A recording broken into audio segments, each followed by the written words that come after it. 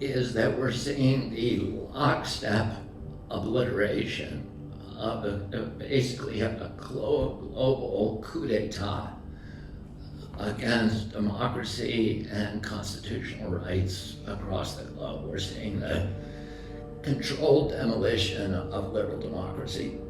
The government partnering with these very, very powerful social media titans to silence voices of criticism against government policies or against pharmaceutical products. If government can silence its opponents, it has license to commit any atrocity.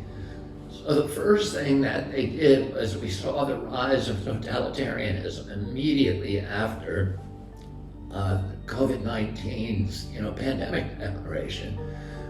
We saw this immediate move to censor freedom of speech, to censor any criticism of government policies, to censor any questions about an experimental pharmaceutical product.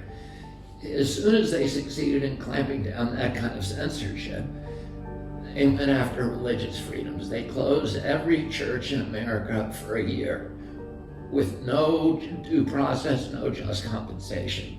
They got rid of property rights, which is an essential right in the U.S. Constitution. They closed down every business in our country for a year with no due process, no just compensation. They got rid of freedom of assembly by telling us we had to social distance, we had to lock down.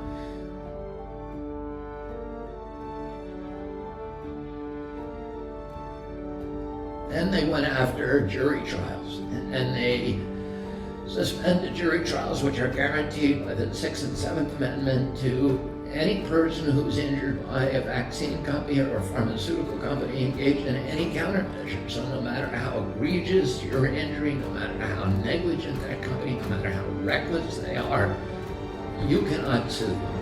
All of these rights in the U.S. Constitution have now been suspended. People died in 1789, in 1776 to 1780. Many Americans died to give us those rights, and in 1 year or 20 months, they're all gone. And now they're trying to impose vaccine passports.